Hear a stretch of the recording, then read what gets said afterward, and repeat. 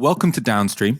I'm Michael Walker, and I have an interview for you today about which I am both nervous and excited. I'm nervous because we're talking about a topic which can get pretty heated, can get pretty tense online and offline. We're talking about trans rights, trans inclusion, and biology.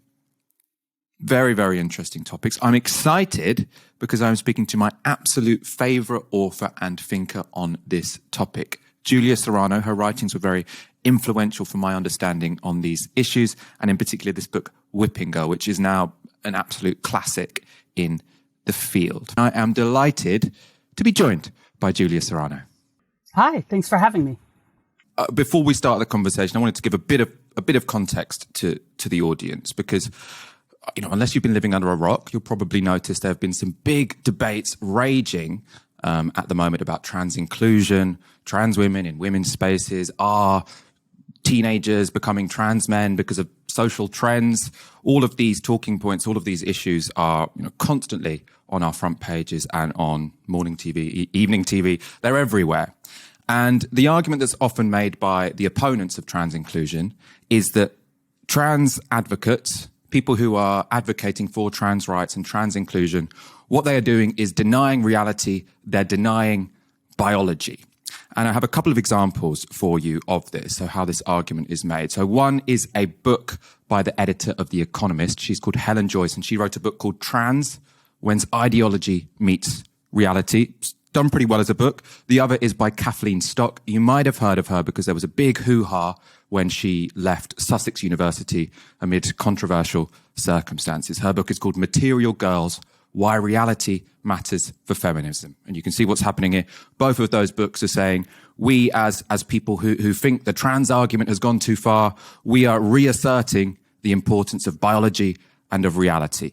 You can see what they're suggesting there. Now, the reason that I found Julia's book so useful on this is because it really counters those arguments, but it does it in a way that I particularly find very persuasive, because there is one aspect of some of the arguments which, as I say, often rage online and offline when it comes to trans rights and trans advocacy, which sometimes I don't find convincing. And those are the ones that suggest that gender, sex, it is all biologically the opposite, all socially constructed. There isn't really any significant relationship between sexual differences and gender differences. A bit of a sort of postmodern, post-structuralist argument. I'm not saying everyone holds it, but it's there. And I've never found it that convincing.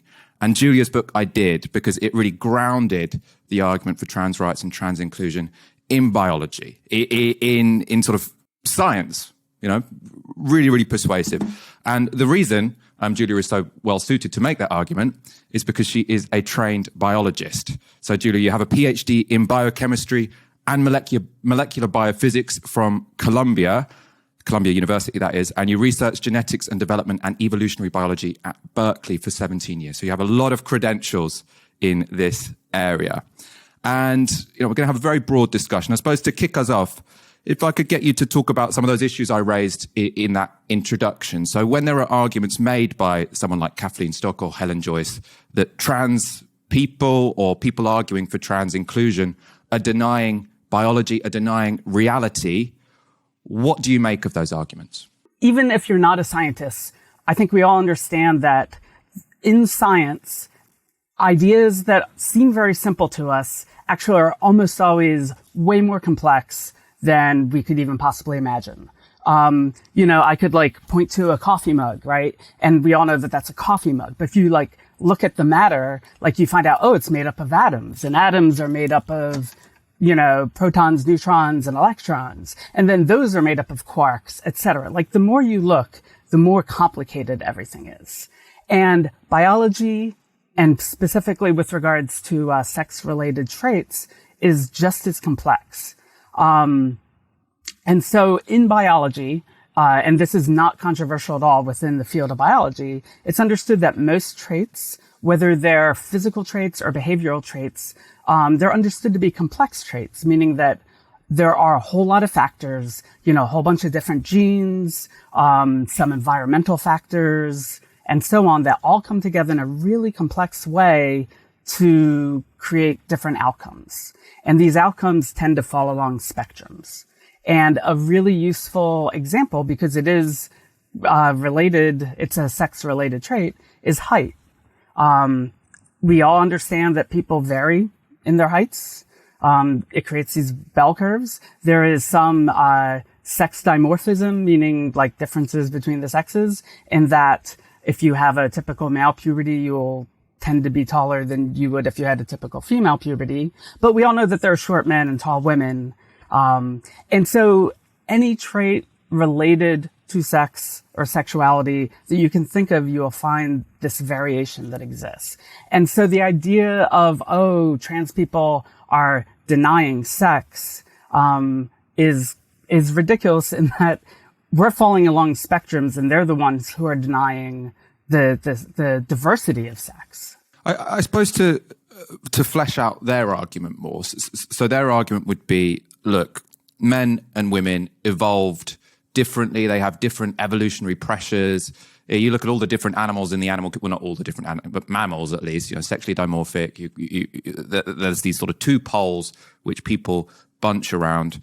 And what trans people are saying is, look, yes, there are these two groups which bunched around men and women, but we're actually got nothing to do with that. We're saying we're the other gender, and they're saying, no, you can't say that. Gender is something which is fundamentally inside you, and you can't deny that. So you will, even if you say you're a woman, you'll carry over all of these characteristics of being a man. How do you sort of argue against that? How do you take on that argument? I think it's useful to point out that if you look at, especially like Helen Joyce's book gets into like, oh, well, mammals have these dichotomous sexes, and that's like, you can find that in every mammal. And what she ignores is the fact that in every mammal that's been looked at, you will find members of that species, even though, like maybe the males and females of a particular species, they may behave in different ways. These are called like sexually dimorphic behaviors, right? And so you will see that, but for every species that's been looked at, you will always find, like males who are attracted to other males or females who are attracted to other females, or you will find like females who behave in patterns similar to how males typically behave, and males that behave, express behaviors that are typical females, right? So within every mammalian species, there's sex diversity. There's always going to be exceptions to the rule. Most of us accept that with regards to attraction, that, okay, most people turn out to be heterosexual, but there's some people who are attracted to the same sex, or who are attracted to people across different sexes, or who are asexual. So we accept that diversity in certain instances, and there's this denial that there's some animals who behave in ways more typical of the other sex, right? Now, we can't ask those animals how they identify, right? What happens with human beings is we live in societies, and some of us have experiences, like I had the experience, it was very inexplicable to me. I didn't understand it. It freaked me out when I was a young kid trying to figure it out, and I always felt like there's something wrong with me being a boy, and I felt that I should be a girl. And some of this was related to how my body, like what I expected my body to be. And it's hard when you're a kid trying to figure all that out. And as adults, we grow up in a society, and the society has language and concepts. And so inevitably, individual people will use particular concepts or language to try to explain their unusual situation. So, when I was growing up, it was common for trans people to say, oh, I'm a woman trapped inside a man's body, or a man trapped inside a woman's body. It's not that the trans person who said that thought it was that simple. Like, I knew when I was growing up, I'm like, well, I don't know if I really feel like a girl, but at the same time, I don't know what other boys feel like either. Like, I don't think any of us knows what anyone experiences. So what you find is that, like, different trans people in different societies will make sense of their experiences in different ways, based upon what concepts are available. So when I was growing up as a trans person, there were transsexuals and transvestites. These were categories that came out of, medicine and research, about people who were gender variant. And I made sense of it that way. And then people came up with the concept of genderqueer and, non-binary. And so like nowadays people, growing up trans, they have different terms to gravitate towards. If you look across all societies, like the existence of people that we call trans, it's a pan-cultural, trans-historical phenomenon. But in each culture, they might make sense of it in different ways based on that culture. So I think that any individual trans person will try to make sense of it the best that they can using concepts that exist in our particular societies. And I think that's what people are trying to get at when they say it's socially constructed. But our existence, is something that has been present throughout human history. Well, I think it's interesting you say that's what people mean when they say socially constructed, because I was wondering if you were sort of going to challenge me on my introduction, because I have at least found, or my interpretation has been, that arguments involving we were born this way, massive in the gay movement to say we were born gay, so you've got to accept us, seems to me among, some of the circles I move in or the contemporary left quite unpopular. So this idea that we're trans because we were born trans, and then obviously, that's articulated in a different manner depending on what society you were born in, but that there's something fundamentally biological going on. I get the impression that's somewhat controversial, among the contemporary left, obviously, not necessarily in broader society. Do you have that same idea? Do you think these sort of, you could get called a biological essentialist and a reactionary if you say that your sexuality, your sexual identity comes out of your biology or genetics, for example. Do you think that argument is as common as I'm making out, or do you think I'm overstating that? No, I definitely think there are some people who do use the phrase socially constructed to mean in a way that like it's every single thing is invented by society, and they will try to make a case that like biology has nothing to do with anything. And in fact, that was very popular, both within feminism and a lot of, like queer activism, particularly in the 60s, 70s, and 80s, and even into the 90s. And when I wrote my book, Whipping Girl, even though I take a very complex, holistic view of sex, gender, and sexuality, I've had people call me an essentialist for like talking about biology. And I think that that's kind of, it's part of that whole simplistic nature versus nurture, mind versus body, these type of debates that have existed for a long time. But within modern feminism, modern biology, there's an understanding nowadays, most people, who actually study these things rather than people who just talk online about them, understand that you can't like, unravel the social from the biological. Like, let's think about this for a second. Our brains change when we have experiences, right? Our brains are always changing. We're like making new connections. If you have new experiences, you make new connections. We all understand the fact that, if you grow up in, like a bilingual household or in a very musical household, that you might, understand those aspects of the world differently than someone who doesn't have those experiences. We get that, right? But also there's, aspects of our brains that are, hardwired is a very strong word, but there are aspects like, for example, like left-handedness is something that happens in roughly about 13% of people for reasons that we don't fully understand. There's some understanding, but it's not completely understood. But we just accept the fact that, okay, like a certain percentage of people are going to be left-handed rather than right-handed, even though we all understand that right-handed is the vast majority of people are right-handed. And you can get into like whether, like there's a biology to that, right? There's a biology to say taste. Like we each have different, palates, and those palates are definitely influenced by the world around us, the society we're in. But there's both a mixture of, there are some things that almost everybody, would find horrible to eat. And there's also things like, say, broccoli that I really strongly despise, whereas a lot of people I know actually love broccoli, right? And so I think that it can be both true that biology is real and it creates differences between people, at the same time that there's also social aspects to that and different interpretations of that, and people being exceptions to the rule. So I know that that's a little bit of a divergence from talking about whether things are socially constructed or biological. I believe that's a false dichotomy, and I know that most people, within feminism, there's a lot of discussions these days about embodiment, like an understanding that it's not just our experiences, but we're also living in bodies. And in biology, there's increasing acceptance that social factors and environmental factors also play an important role with regards to our biology.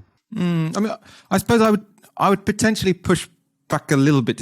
I don't think it's necessarily a false dichotomy. Obviously you're the biologist. I'm just someone who talks about politics. But to me, and also from reading your book, it kind of felt like you were willing to make that distinction between biology and society, which is if you are born, I think the terms you use is with an intrinsic inclination to have the gender identity of a woman, or the subconscious sex, I think you call it, the subconscious sex of a woman, then wherever you're born, in whatever society, in whatever time and place, you are not going to be happy living as a man. Now, that might be expressed differently according to the dominant culture of the time, whether that's as a third sex, whether that's as a trans woman, whether that's as genderqueer, as you talk about. But you can, in terms of providing an explanation of these things, separate biology from society. And I suppose to put my own experiences, I think of my own homosexuality very much that way. I think I was born gay. Like, I don't know if that's because of genes or because of hormones in the womb. Like, I haven't settled on the one explanation that definitely explains it, but I'm pretty sure there's something which is biological going on, which is why I'm only really sexually attracted to men as opposed to women. So I feel like in that sense that a distinction can be made between the biological and the social. Yeah, I don't disagree with that. I definitely think that there's a lot of evidence to suggest that there is something biological going on with regards to sexual orientation, gender identity, and gender expression, both because you can see those differences exist like pan-culturally. And you can also see aspects of that in other species, right? And it makes sense in that, if there are overlapping bell curves between male and female, there are always going to be some people who are like in the in-between area, right? And I think that that's a natural thing that happens.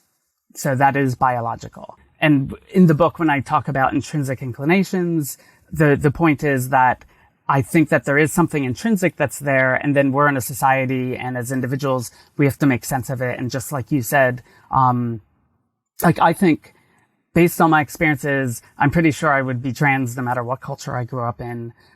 It's just that, that experience, and people say born that way. And, some people will debate that. And there are some people who don't feel like they were born that way, whether it's with regards to their sexuality or their gender. So I agree that there is something intrinsic and natural and biological about it. And then the social is kind of how we make sense of that. Yeah, no. I mean, I found that really persuasive in the book. Because I think of how I saw myself in that book. You're in what genitalia you're born with, your intrinsic inclination to what body you feel comfortable in. So I feel quite comfortable in my male body. That makes sense to me. And in your description of it, you say, being trans is a bit like your body doesn't make sense in that sort of fundamental way. You don't identify with your body in the same way that a cis person would, or a trans person would, after transition. I suppose I want to focus on, because some people might be watching this, and I've had conversations like this before, and people say, why do you care? Why do you care whether or not being trans, being gay is biological or social? And I think it's a good question, but I have a couple of answers. I suppose one of them, though, is I think it's important for dismissing certain arguments against trans inclusion or against gay inclusion if we're 20 years ago, to say, oh, this is all a trend. This is just a trend. This is people jumping on a bandwagon. And why should we change the norms of society because people are deciding that they want to opt out of them? You know, why should we compromise what we mean when we say a woman's changing room, or what we mean when we say a woman's prison, or what we mean when we say women's weightlifting championship? Because a bunch of people are deciding that they just, you know, on the whim of it, feel like being the other gender. And I think once you ground this in, no, this isn't a choice. Even if you feel like, oh, you have to reassess what these things mean, or you have to make some compromises, that's because there's no alternative. It's the same with gay people, right? You might say, oh, this is undermining our concept of marriage. This is undermining my religious beliefs. Why do I have to do this to accommodate your lifestyle? And the argument was, this isn't a lifestyle. This is who I am. So even if you find it difficult, you're going to have to learn to live with it. From my experience on the left, because there is such a reluctance to use those born this way arguments, I think often these conversations do become a bit of a dead end. And that to me is, you know, sometimes looking on this from without, why these arguments can often seem so intractable, because I think, you know, neither side want to recognize that basic fact, which is that transness is something which exists in biology. It's not a social construct. Yeah, I mean, I think it's useful I agree with you. And I think it's useful to break this down. I think it's useful to look at why some people reject the born that way argument. And I think it's multiple reasons. I think there are some people who are suspicious of biology because biology has long been used as a weapon against LGBTQIA plus people, right? You know, just like, oh, God made, you know, Adam and Eve, not Adam and Steve, being used as an argument for, you know, like an anti-gay rights message, or the way that modern day people are wielding biological sex against trans people. So I think that there's been suspicion for understandable reasons about the biology argument. I think there are also people so, you know, you and I may have had experiences that feel like born that way and that probably are intrinsic to us, that probably are biological, that we turned out different from other people, understood that at a very early age and had to make sense of that. There are some people who, like, later in life kind of come to these realizations. And I think some of those people don't like the idea of the born that way because it doesn't make sense for their experiences. And their experiences don't negate our experiences, nor do ours negate their experiences. But I think that's sometimes people are suspicious for that reason. And then another reason is that I think that some people feel that it feels defeatist, that it's, if it's not a choice, if we're born that way, it's not a choice. People will make the argument that, well, you know, I should be allowed to choose to be gay, or I should be allowed to choose to be trans. And that's a valid argument, but I don't think, I think that that's just the flip side of born that way. Like, I don't think I think we can acknowledge that it should be a choice while simultaneously saying for some of us, it's like an intrinsic inclination. It's something that we experience that's very deeply, profoundly felt and inexplicable. I'd like using the word inexplicable for me being trans, or the way other people experience their sexualities or their genders, that, like, I had no idea. It wasn't like one day I was just like, oh, it would be interesting to be a girl. Maybe that's a life choice I'm going to pursue. It was no, I like had these feelings. Like, I always felt there was something wrong with me being a boy. When I was like a really young kid, I would draw pictures of like needles going into a penis that in my mind was a medicine that made the penis go away, which is just like a weird thing to do, that it wasn't on TV. I grew up way pre-internet. I had no thing. I just had this understanding that something was wrong with it. I recently heard a story about another trans person talking about about a young trans kid who was like, when is my penis going to go away? Like these are really deeply felt feelings that weren't like, you know, taught to me or taught to other trans people. And, so I kind of went on a a diversion there. So like, I think it should be a positive thing that people can choose to be gay or choose to be trans, while we can simultaneously admit the fact that for a lot of us, it's inexplicable and we didn't really have a choice other than the choice to decide how we're going to live our lives. Like, whether we're going to be genuine about who we are or remain closeted or pretend to be someone we aren't. I mean, I suppose with the massive caveat that all of the bathroom bills is just pure conservative reaction, I do feel that the gender critical movement also came from a threat that people, correctly or incorrectly, read into the movement for trans inclusion, which is to change the meaning of what it is to be a trans woman to someone who's gone through a process to someone who just says they're a woman. And I think this is where people, this is why the Piers Morgan, can I just define as a penguin and tomorrow I'm a penguin? And I think potentially people haven't been clear enough, or, people are wrong potentially if they think that to be a woman is to say you are a woman. Again, I'll bring in my own homosexuality here. I'm not gay because I say I'm gay, right? I'm gay because I'm sexually attracted to men almost exclusively. That's what makes me gay. The best way to find out is probably to ask me, and I'll tell you. It's not to put a video camera in my bedroom, but me being gay isn't because I say I'm gay. And I feel like a weakness of the argument for trans inclusion and why it has received, such pushback, as well as that, there's just conservative reaction to any fight for liberation. But a sort of weak point they've found is this idea that there isn't more to being a woman than saying you are one. And that's why people are worried, well, does this mean that people who, for all intents and purposes, haven't transitioned to being a woman will arrive in women's spaces? Do you see what I'm getting at here? Yeah.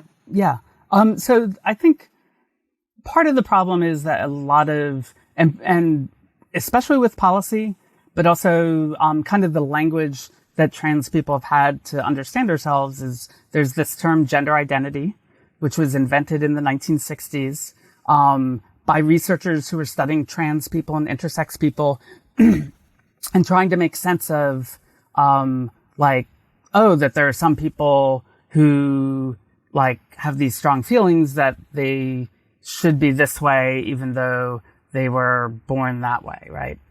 And the thing is that the word identity and identify have, whether it's discussions about identity politics or whether it's discussions about trans people and gender identity, I think it's very, very easy to twist them and distort them and make them sound like, and like you said, that identify as a penguin or identify as an attack helicopter. It's people in trans communities talk about the one joke that everybody tells, which is I'm a person who identifies as a blah, blah, blah, right? And that is very frustrating. From a trans perspective, there's both the term gender identity is a term that is a legal term and a medical term that has existed, that trans people have used, not because we coined it and thought it was the best word. It was just the one that was around, and it's the one that has been picked up. I think the second thing is, I have never met a person in my whole life who their trans story is, well, one day I just decided that I identified as a woman. If you actually talk to trans people, every trans person will tell you a very different story. That's a story that always involves a lot of contemplation and a lot of making sense of feelings that are difficult to put into words. For me, what it was a very, very strong, inexplicable feeling that something was wrong and me trying to make sense of what that is. And the way that played out for me is I'm a trans woman. I understood that I needed to be myself. Other trans people maybe come to that realization later in life, but it's never just I just decided to identify as a woman. If you talk to people who came to that understanding a little later in life, it's just as valid. It's just, it came later in life and they started making sense of feelings. I've always had some feelings and I didn't know how to make sense of it. And at a certain point, it becomes, maybe I'm trans. Maybe I am a woman, right? And that's difficult for every trans person I know. It's a very long process of years of trying to make sense of who you are in a world where there's this really dichotomous men versus women, boys versus girls society. I think it's disingenuous to imply, and I'm not saying you're doing this, I mean like the people who do imply that trans people are just like magically overnight identifying to be a woman. You know, for all of us, it's a very long and involved process that involves a lot of self-contemplation and learning about gender and sex and sexuality and trying to figure out our place in the world. Julia Serano, thank you so much for speaking to me today. As I say, I found your book really, really influential, really lovely having like an open conversation about, as I say, I sometimes find these conversations difficult. I'm not sure if you think I sort of over-egged that a little bit, the fact that sometimes talking about sex and biology and gender and sexuality can be controversial, but I have found it in my experience to be. So I really do appreciate you spending the time to talk to us in such a frank and open way today. Yeah, thanks for having me on. I appreciated it. It was a great conversation.